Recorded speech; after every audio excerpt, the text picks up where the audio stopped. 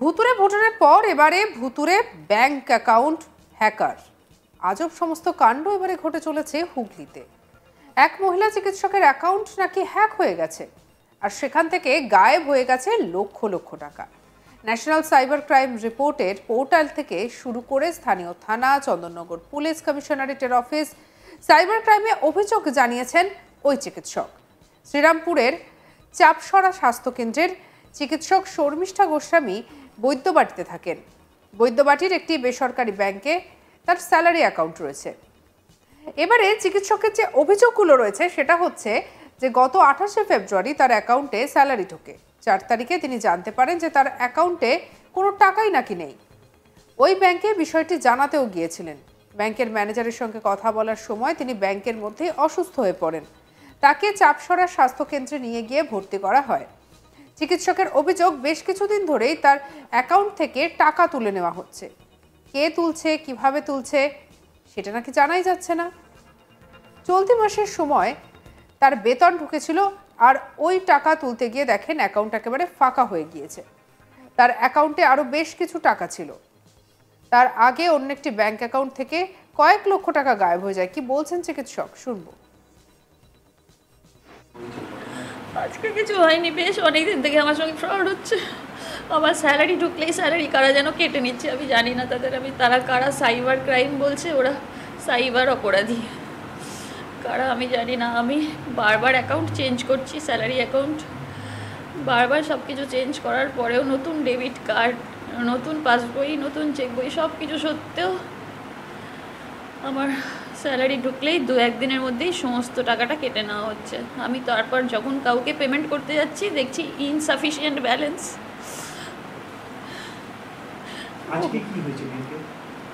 এরকম গতকাল আমার সঙ্গে এই ঘটনা, গতকাল আমি আবিষ্কার করি যে আমার এই মাসের যে 28 তারিখে যে স্যালারি ঢুকেছে, ফেব্রুয়ারি 28 তারিখে, সেটা এই মাসের 4 তারিখে সব কেটে নিয়েছে। এবং আমি কাউকে পেমেন্ট করতে পারছিলাম না দেখে আমি ব্যাংকে ফোন করলাম যে আমি তো আপনাদের কথা শুনে অ্যাকাউন্ট চেঞ্জ করলাম। আগের বারও ফ্রড হয়েছিল কিছুদিন আগে, 1 মাস আগে, ওইরকম তখন 80,000 কেটে নিয়েছিল।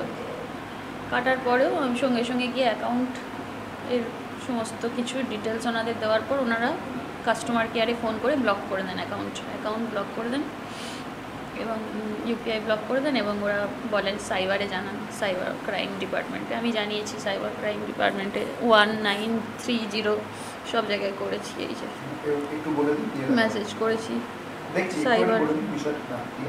করবার পরে উনি বললেন যে 25,000 টাকা ব্যালেন্স রেখে আপনাকে আবার একটা অ্যাকাউন্ট করতে হবে, 25,000 ব্যালেন্স রাখতে হবে। আর স্যালারি অ্যাকাউন্ট হলে ওটা 0 ব্যালেন্স আপনি মেনটেন করতে পারবেন। তো আমি সেই রিস্কও নিলাম। আমি 25,000 টাকা জোগাড় করে 25,000 টাকা দিয়ে আবার নতুন অ্যাকাউন্ট খুললাম, জাস্ট বিফোর 1 মান্থ। 1 মাসও হয়নি অ্যাকাউন্টটা খুলেছি, কিন্তু এই ব্রাঞ্চটা খুলিয়ে বৈদ্যবাটি ব্রাঞ্চে খোলার পরে ওনারা বললেন এবার আর আপনার কোনো সমস্যা হবে না, ডেবিট কার্ড আমরা পাঠিয়ে দিয়েছি আপনার বাড়ির অ্যাড্রেসে, চেক বই পাঠিয়ে দিয়েছি, পাসবই পাঠিয়ে দিয়েছি, এবার আপনি নিশ্চিন্তে ট্রানজ্যাকশন করুন, নতুন অ্যাকাউন্ট একদম সেফ, কোনো অসুবিধা নেই। একটা মান্থলি ইএমআই চলে আমার ফ্ল্যাটের, সেটাও ওনারা চেঞ্জ করে দিলেন, NSCH বলে, নাচ বলে, ওটাও চেঞ্জ করে দিলেন। ওটাও মাসে মাসে 10,000 টাকা করে কাটে, ওটাও চেঞ্জ করে দিলেন। হঠাৎ আমি এই মাসের স্যালারিটা যখন ঢুকলো ফেব্রুয়ারি মাসের শেষে, তার 2-1 দিনের মধ্যেই আমি টের পেলাম যে আবার আমার অ্যাকাউন্ট থেকে যা ছিল ধুলিস্যাৎ করে দিয়েছে। কত টাকা ছিল তোমার 88,000 প্লাস 4,000 প্লাস প্রায় 1,80,000 টাকা এইবার গেছে। ওইটা আমি রেখেছিলাম আমার মেয়ের স্কুলের অ্যাডমিশনের জন্য, ওই টাকাটা, কারণ আমার মেয়ে মাধ্যমিক দিচ্ছে, ওর ক্লাস 11-এ অ্যাডমিশন হতে প্রায় 2.5 থেকে 3 লাখ টাকা লাগবে নতুন স্কুলে। একটা কোচিং সেন্টারে দেওয়া হয়েছে অ্যালেন, সেখানে লাগবে 1.5 লাখ টাকা। আর নর্থ পয়েন্ট বলে একটা স্কুলে দেওয়া হয়েছে, সেখানেও লাগবে 1.5 লাখ টাকা। 3 লাখ টাকা শুধু মেয়ের লাগবে। তারপর আমার একটা পলিসি আছে, সেইটা এক্সপায়ার হয়ে যাবে টাকাটা না দিলে, এবং কিছু মেডিক্লেম আছে আমার মায়ের, সেগুলোও দিতে হবে, মানে প্রচুর লায়াবিলিটিস। তারপর বাড়ির প্রিমিয়াম দিতে হয়। এবার এখন আমার হাতে 140 টাকা পড়ে আছে, আমি কী করে এগুলো দেবো? আমার মাকে মেয়েকে খাওয়ার টাকা কী করে পাঠাবো? অভিযোগ জানাবেন? অবশ্যই। কেন আমার সঙ্গে হচ্ছে? আলটিমেটলি ওনারা সব বললেন ভেবেচিন্তে আপনার নাম্বারটা যেটা আধারের সঙ্গে লিঙ্ক আছে সেইটা হ্যাক হয়ে গেছে। তো এটা আমাকে কেন আগে জানানো হয়নি? তাহলে তো আমি আধার অফিসে গিয়ে বা পোস্ট অফিসে গিয়ে নাম্বারটাই চেঞ্জ করে দিতাম, আধার লিঙ্ক যেটা নাম্বার। এটা কি করে পসিবল যে আধার লিঙ্ক নাম্বার থেকে টাকা চলে যাচ্ছে? আমি এতবার অ্যাকাউন্ট চেঞ্জ করছি, আমার অফিসের যিনি ব্যাম আছেন উনি জানেন, যিনি ইউডিসি আছেন উনি জানেন। এই নিয়ে আমাদের কালিগ ভোলানাথ সাহার রিপোর্ট দেখাবো। হুগলি শ্রীরামপুরে একজন লেডি ডক্টর সাথে তার ব্যাংক স্যালারি অ্যাকাউন্ট থেকে বিভিন্ন ইনস্টলমেন্টে প্রায় 4 লক্ষ টাকা গায়েব করা হয়েছে।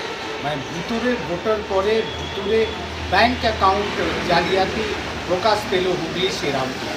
সেই মহিলাটি হন্য হন্য করে কিন্তু শেওড়াপুলি পুলিশ ফাঁড়ি থেকে চন্দননগর পুলিশ কমিশনারেটে সাইবার ক্রাইমে ঘুরেছেন। তিনি জানিয়েছেন যে এর আগে কিন্তু বিগত কয়েক বছর ধরে ওনার বিভিন্ন ব্যাংক অ্যাকাউন্টে প্রায় 70 লক্ষ টাকা গায়েব করে দেওয়া হয়েছে। ব্যাংক ম্যানেজার কাছে জিজ্ঞেস করলে প্রথমে তিনি অ্যাডভাইস দিয়েছিলেন যে তাদের অ্যাকাউন্ট বই বা চেক বই সব অ্যাকাউন্ট নম্বর সব কিছু পাল্টে নিতে।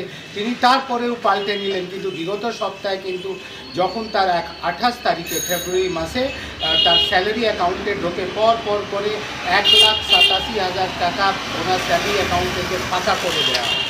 তারপরে ওনার মেয়ে এই সদ্য মাধ্যমিক পরীক্ষায় ওনার মেয়ে পরীক্ষা দিয়েছিল, তার অ্যাডমিশন জন্য 11 ক্লাসের অ্যাডমিশন জন্য তিনি 3 লাখ টাকা রেখেছিলেন, সেই টাকাটাও অ্যাকাউন্ট থেকে গায়েব করে দেওয়া হলো। তারপর মহিলার মেয়ে এবং মা তিনি কিন্তু কলকাতায় থাকেন, তাদের দেখাশোনার যাবতীয় দায়িত্ব কিন্তু এনার ওপর আছে, তার জন্য তিনি টাকা পাঠাতে পারছেন না। আর হুগলি বৈদ্যবাটিতে যে ফ্ল্যাটে উনি থাকেন সেই ফ্ল্যাটে ইএমআই এর দেওয়ার টাকাও নেই।